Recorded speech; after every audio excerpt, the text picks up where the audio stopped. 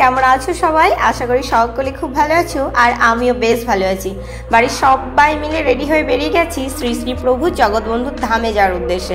আর এখানে অনুষ্কা দেখো camera on করলেই যেন ও মাথা নিচু করে দাঁড়িয়ে থাকে, কিছুতেই তার মুখ দেখাবে না।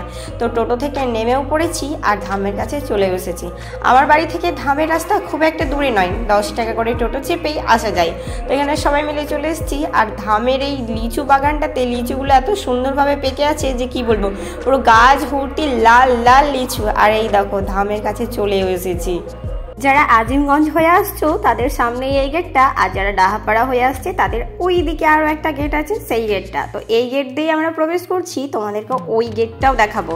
তো এই গেট দিয়ে প্রবেশ করে একদমই পুরো মেলার ভেতরে। তো আর এই মানে গেটের সামনে দুপাশে যেই মূর্তিগুলো বানিয়েছে, যে সকল মানুষজন বানিয়েছে, তাদের হাতের কাজ এত সুন্দর, সত্যি শতকোটি প্রণাম তাদের। তো এত ভালো লাগছে দেখতে, দুপাশেই বানিয়েছে। আর এই দেখো এইটা হচ্ছে একটা গেট আর সামনে আরও একটা গেট। ওই যে বললাম যে এই গেট দিয়ে ঢুকেই একদমই মেলার মধ্যে প্রবেশ করা যায়, আর ওই সামনের গেট দিয়ে ঢুকে একদম মেন মন্দিরে ঢোকা যায়।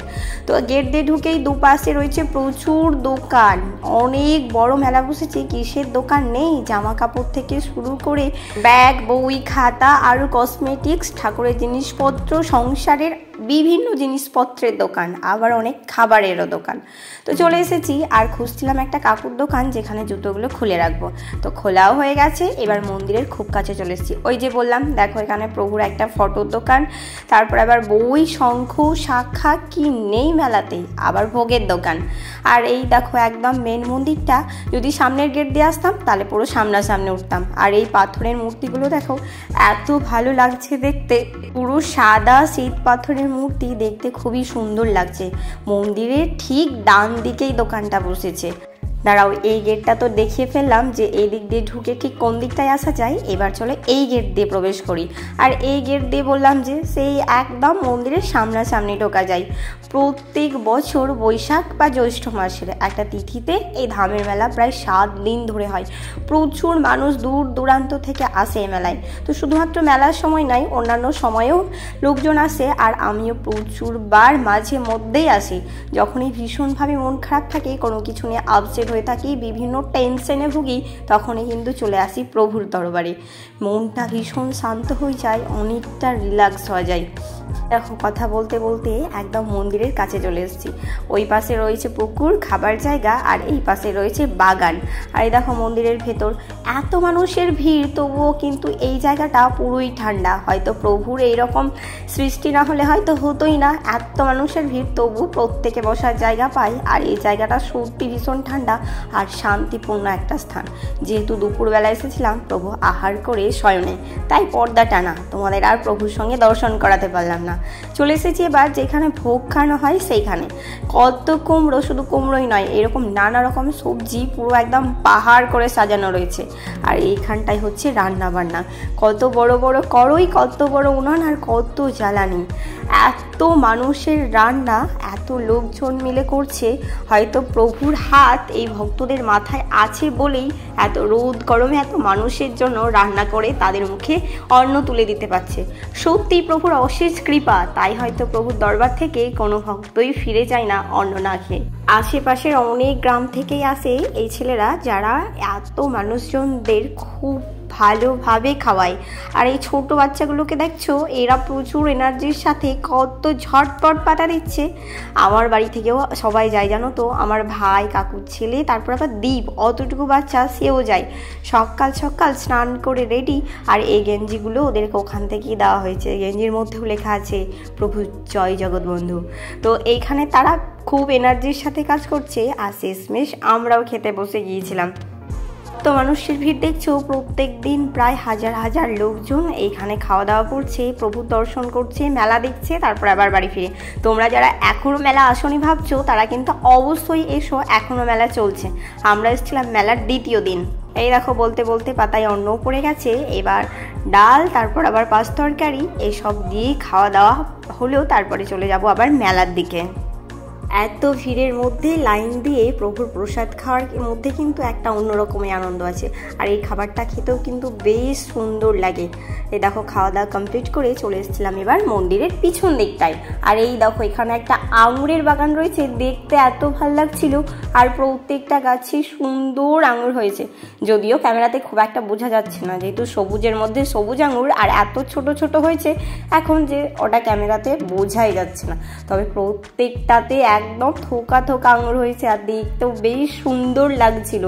এই মন্দিরের পিছনটাতেই অনেক রকমের গাছ রয়েছে, আর রয়েছে আবার এই মন্দিরটাও, এটাকেও খুব সুন্দরভাবে সাজিয়েছে। এর আগের বার এরকমভাবে সাজানো হয়নি, তবে এবার দেখছি এই দিকটাও খুবই সুন্দর করে সাজানো হয়েছে।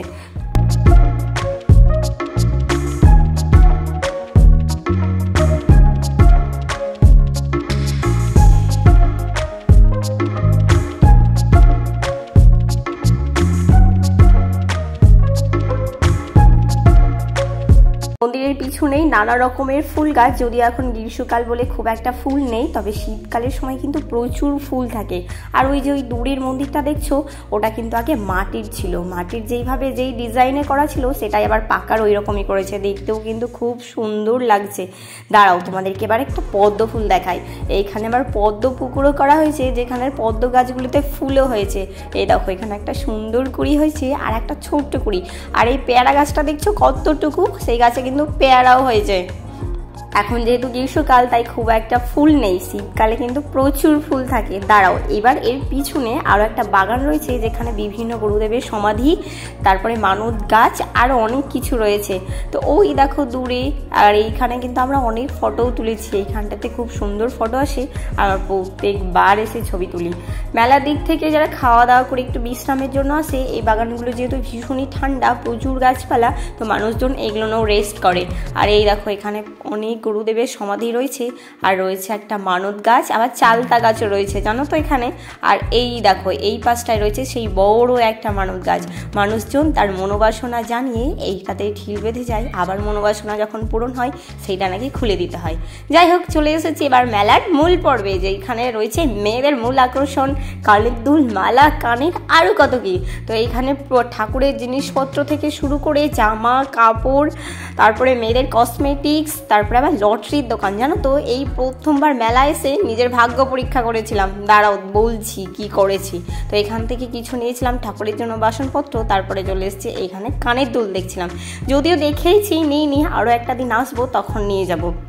তো এই দোকান ওই দোকান করে অনেকগুলো দোকানে ঘুরলাম, আর 6 টাকার দোকান থেকে শুরু করে 100 টাকার দোকান, বিভিন্ন দোকান বসেছে। আর এই দেখো বললাম না আজ মেলায় এসে নিজের ভাগ্য পরীক্ষা করেছিলাম, তো ভাগ্য পরীক্ষা করতে গিয়ে দেখলাম নিজের ভাগ্যটা পুরোই ফাঁকা, কিছুই নেই, শুধু 10 টাকা দিয়ে 5টা টিকিট কেটেছি আর প্রত্যেকটাই ফাঁকা। কি জানি আদেও একটা তো আছে কিনা, আমিও কাটলাম 5টাই ফাঁকা, আবার সুমিত্রা কেটেছে তারও 5টাই ফাঁকা, আগে 2জন কাটলো তারও 5টা ফাঁকা। তো শুধু মানুষ ঠকাচ্ছে না সত্যি সত্যি আছে বুঝে পারলাম না। এর ভিডিওটা জানো তো ভীষণ এনার্জির সাথে করেছি, যে আজ প্রভুর দর্শন মেলাবো তোমাদের সাথে। তো যারা আসতে পারছো না তারা একবার পুরো ভিডিওটা দেখো, তাদের হয়তো এই ভিডিওর মাধ্যমে মেলা দর্শন হয়ে যাবে। আর যারা দেখছো বা যারা আসবে মনে করছো তারা অবশ্যই এসো। আজ আসি, দেখা হবে আবার নতুন কোনো ভিডিওর সাথে। সকলে ভালো থেকো।